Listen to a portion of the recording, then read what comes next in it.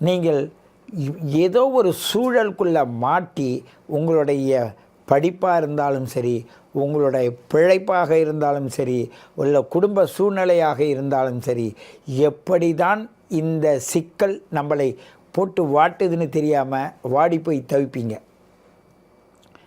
ஒன்று தாயால் கெடுவீங்க, இல்லை மூத்த சகோதரனால் கெடுவீங்க, இல்லை இடம் பொருளால் கெடுவீங்க. இடம் இருந்தால் பொருள் இருக்காது, பொருள் இருந்தால் இடம் இருக்காது. அப்படி பொருளும் இடமும் இருந்தால் உங்களுடைய வாழ்க்கையில் கடன்காரனாக ஆக்கிவிடும். இல்லை, யாரோ உங்கள் பொருளை எடுத்துகிட்டு ஓடி போயிடுவாங்க. யாருக்கிட்டேயோ பறி கொடுத்துட்டு நிற்கின்னு தவிக்க போகிறீங்க.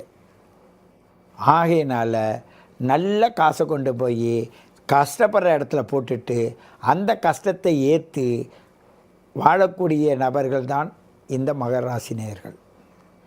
அந்த ஒரு அவசரத்துக்கு அந்த காரியத்தை செஞ்சிடுறது, அவசரத்துக்கு செஞ்சேன்னு ஏற்றுக்கிறது இல்லை, பிறர் எது சொன்னாலும் கேட்கறதில்ல, உணர்றதில்லை, உணர்ந்தாலும் வெளிக்காட்டிக்கிறது இல்லை. ஆகையில் இவங்களை யாராவது ஏதாவது சொல்லிடுவாங்கன்னு சொல்லிட்டு ஒதுங்கி ஒதுங்கி ஒதுங்கி வாழ்ந்து பிறரில் எவ்வளோ தூரமோ விலகி போயிடுவாங்க. இதனால் ஒரு சிலருக்கு நோய் வந்து வாட்டும், உறவுகள் இல்லாது தவிப்பாங்க. ஒரு சிலர்களுக்கு நோய் இருக்காது, உறவுகளும் இருக்க மாட்டாங்க. ஒரு சிலர் என்னன்னு கேட்டால் என்னன்னு சொல்லுவாங்க, இல்லைன்னா வாய் திறக்க மாட்டாங்க.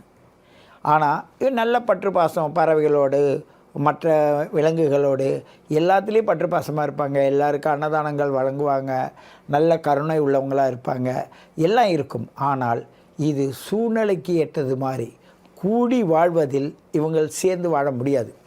கூடி வாழணுன்னு நினச்சா இவங்க சூழ்நிலை கூடி வாழ விடாது.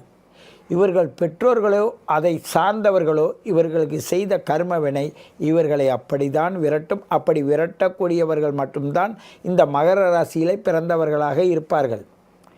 7 சந்திரனும் 8 சூரியனும் சேர்ந்திருப்பார். தாய் தந்தையரில் யாராவது கர்ம வினையில் சிக்கியவர்களாக இருப்பார்கள்.